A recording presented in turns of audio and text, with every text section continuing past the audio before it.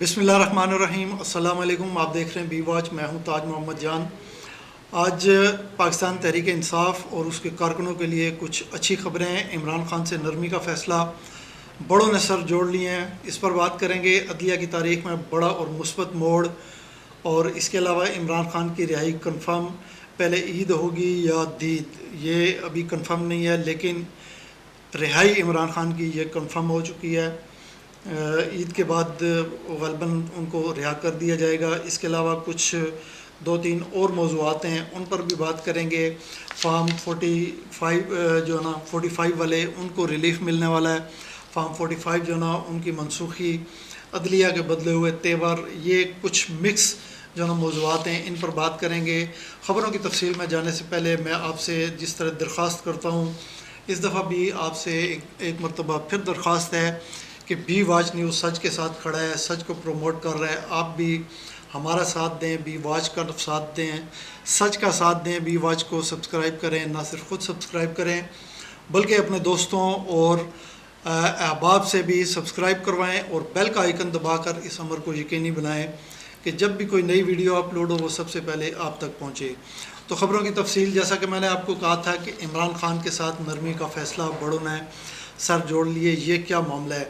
اصل میں معاملہ کچھ یوں ہے کہ معاشی، سیاسی اور سماجی ابتری جو ہے نا وہ اپنی حدوں کو چھو رہی ہے۔ آپ دیکھ رہے ہیں اور سن رہے ہیں، بیرونی سرمایہ کار آ نہیں رہے، اور پاکستان میں جو سرمایہ کار موجود ہیں، خود پاکستان کے اپنے باشندے، وہ بھی اپنا سرمایہ لے کر ملک سے باہر جا رہے ہیں۔ سیاسی عدم استحکام یہ دشمنوں کو دعوت دے رہا ہے کہ وہ اپنے مذموم مقاصد جو ہیں وہ حاصل کریں۔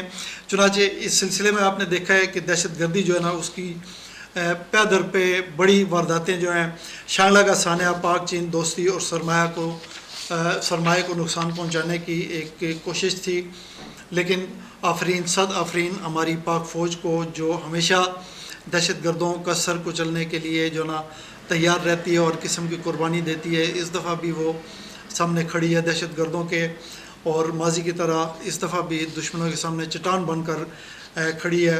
اس کے علاوہ پھر غربت اور بے روزگاری جیسے مسائل جو ہیں، یہ ہمارے ملک کے سب سے بڑے مسائل جو ہیں، ان میں غربت اور بے روزگاری یہ دو بڑے مسائل ہیں۔ اور یہ نہ صرف خود مسائل ہیں، بلکہ آپ جو نا اس کو یوں کہہ لیں کہ خرگوش جس طرح بچے جنتے ہیں، اس طرح یہ دو مسائل، غربت اور بے روزگاری جو نا بچے جن رہے ہیں۔ ان کے اب بچے جو نا جرائم کی بڑھتی ہوئی جو شرح ہے اس کو آپ دیکھ لیں۔ شہروں میں آئے روز ڈکیتیاں اور اتنے زیادہ بڑھ چکے ہیں جرائم کہ ان کا شمار نہیں۔ تو یہ اسی وجہ سے ہے کہ آپ کے ملک میں غربت اور بے روزگاری جو ہے نا ایک تسلسل کے ساتھ بڑھ رہی ہے۔ اس کے پیچھے وجہ جو ہے نا وہ ایک ہی ہے، سیاسی عدم استحکام۔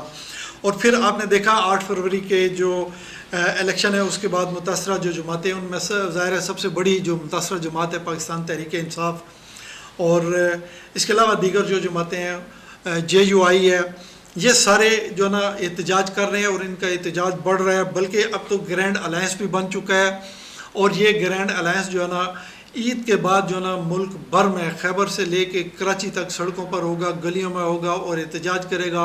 احتجاجی جلسے، جلوس، ریلیاں ہوں گی، اور اس کی وجہ سے سیاسی عدم استحکام جو پہلے ہی موجود نہیں ہے اس میں مزید ابتری آئے گی۔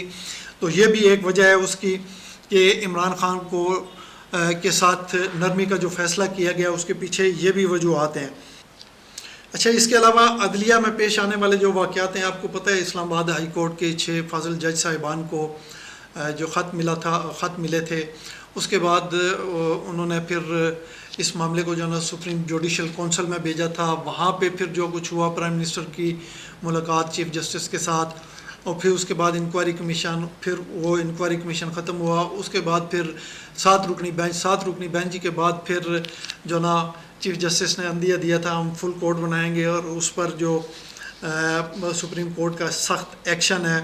اور اس کے علاوہ وکلاء کے جو ارادے ہیں، وہ یہ سارے معاملات مل کر مجبور کر رہے ہیں فیصلہ سازوں کو کہ وہ جو نا ملک کو کچھ تھوڑا سا ریلیف دیں، عوام کو کچھ ریلیف دیں، ملک کے استحکام کے لیے، سیاسی استحکام کے لیے کچھ کام کریں۔ اس کے لیے ایک ہی راستہ ہے کہ کہ وہ یہ جو جیل میں بیٹھے ہوئے ہیں عمران خان، ان کے ساتھ کچھ تھوڑا سا رویہ نرم کیا جائے۔ تو اس تناظر میں بڑوں نے سر جوڑے اور سر جوڑ کے عمران خان کے ساتھ نرمی کا فیصلہ کیا۔ یہ آگے چل کر آپ دیکھیں گے کہ اس میں عملی طور پر جو ہے نا کافی پیش رفت ہوگی۔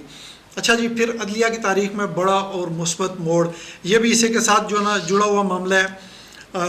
عدلیہ کی آزادی، خط اور خطوں کے واقعات، ان کو دہرانے کی نہیں ضرورت، میرا نہیں خیال کہ ان کو دہرایا جائے، سب آپ کے علم ہے، آپ کو معلوم ہے۔ بڑی اور اہم بات جو ہے نا وہ یہ ہے کہ اس سے پہلے عدلیہ کی آزادی کے نعرے ہم وکلاء اور اپوزیشن جماعتوں اور عوام کے کچھ حلقوں کی زبان سے مطالبات کی صورت میں سنتے آئے ہیں کہ عدلیہ کو آزاد کرو۔ عدلیہ کی آزادی کے لیے تحریک چلائی گئی، ایک دفعہ دو دفعہ مختلف جو ہے نا سیاسی جماعتیں مل کے ان کے ساتھ وکلاء ملے، اور عدلیہ کی اپنی طرف سے اس میں کوئی کنٹریبیوشن اس سے پہلے ہمیں دیکھنے کو نہیں ملا۔ مگر اسلام آباد ہائی کورٹ کے جو جج صاحبان کو خط لکھا گیا، اس خط نے نہ صرف عدلیہ کو متحد کر دیا بلکہ پوری کی پوری عدلیہ بدل چکی ہے۔ اس کی تفصیلات ہم اپنے پہلے ویلاگ میں بھی بتا چکے ہیں، ابھی بھی میں نے آپ کو بتائی ہے اس اپنے چند لائنوں سے پہلے۔ اور چیف جسٹس جو ہیں انہوں نے عدلیہ کی آزادی کو قائم کرنے کے لیے اور اس کو دباؤ سے پاک کرنے کے لیے اور آئین اور قانون کے تابع بنانے کے عزم کا جو اظہار کیا ہے وہ بھی سارا آپ کو پتہ ہے۔ اور اس دفعہ خود عدلیہ جو نا اپنے حقوق کے لیے، اپنی آزادی کے لیے اور کسی قسم کا دباؤ قبول نہ کرنے کے لیے، آئین کی بالادستی کے لیے، قانون کی بالادستی کے لیے خود عدلیہ کے اندر سے آواز اٹھی۔ اور پھر یہ بھی بڑی خوش آئین بات ہے کہ ہم ہمیشہ دیکھتے آئے ہیں کہ عدلیہ جو نا وہ 2 یا 3 حصوں میں بٹی رہتی تھی۔ کچھ جو فاضل جج صاحبان ہیں وہ ایک جماعت کے ساتھ، ان کا دھڑا ایک جماعت کے ساتھ ہوتا تھا، دوسرے جو دھڑا ہے جج صاحبان کا وہ دوسری جماعت کی حمایت میں ہوتا تھا۔ تو اس دفعہ یہ دھڑے بندی بھی جو نا ختم ہو گئی ہے، اور یہ جو خط لکھا گیا تھا اسلام آباد ہائی کورٹ کو 6 جج صاحبان کو، اس نے عدلیہ کی تاریخ جو نا وہ بدل دی ہے۔ اور عدلیہ کی تاریخ میں یہ اس کو آپ یوں کہہ لیں کہ ایک نیا موڑ ہے، اور آنے والے دنوں میں ہم ایک ایسی آزاد عدلیہ دیکھیں گے جو آئین کے مطابق فیصلے کرے گی، قانون کے مطابق فیصلے کرے گی، اور وسیع تر عوامی مفاد جو ہوگا وہ اس کا پرائم کنسرن ہوگا، اس کے مطابق جو نا وہ آگے چل کر فیصلے کرے گی۔ اچھا جی، عمران خان کی رہائی کنفرم، اس پر میں نے بات کی تھی۔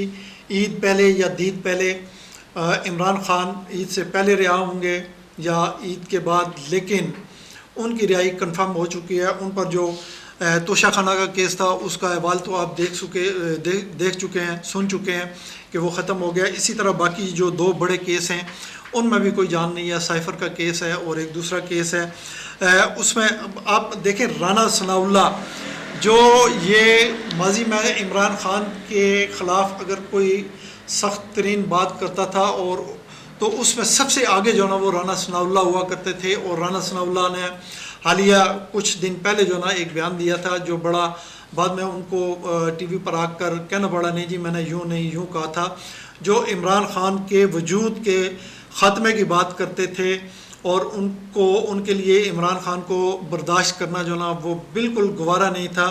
اب وہ بھی یہ کہنے پر مجبور ہو چکے ہیں کہ توشہ خانہ کی طرح باقی کیس جو ہے ان میں بھی کوئی جان نہیں ہے۔ تو یہ کیس جب عدلیہ کے سامنے آئیں گے تو یہ بھی اڑ جائیں گے۔ اور پھر یہ بات بھی نوٹ کرنے کے قابل ہے، یاد رکھنے کے قابل ہے کہ اب جب یہ کیس عدلیہ کے سامنے آئیں گے، ان کی ہیرنگ ہوگی، تو اس وقت جو پرانی عدلیہ ہے، پہلے والی عدلیہ ہے، آج سے پہلے والی وہ عدلیہ نہیں ہوگی بلکہ بدلی ہوئی عدلیہ ہوگی، جس کا میں ابھی آپ سے ذکر کر چکا ہوں۔ اچھا جی، پھر اسی طرح عدلیہ کے سامنے فارم 45 والے جن کو ہروایا گیا ہے وہ اپنے کیس لے کے جائیں گے۔ ظاہر ہے ان کو الیکشن کمیشن سے اگر داد رسی نہیں ملے گی تو وہ پھر ہائی کورٹ اور سپریم کورٹ رجوع کریں گے، وہاں پہ پھر جو نا فارم 47 والوں کو بھی بلایا جائے گا، 5 والوں کو بھی بلایا جائے گا، اور پھر اس کا نتھارہ کیا جائے گا۔ اور جیسا کہ میں آپ کو بتا چکا ہوں کہ یہ بدلی ہوئی عدلیہ ہے، اور اوپر سے جو پاورفل حلقے ہیں انہوں نے بھی نرمی کا رویہ اختیار کر لیا ہے۔ تو اس دفعہ عدلیہ پر کوئی دباؤ نہیں ہوگا، وہ آئین اور قانون کے مطابق فیصلے کریں گے۔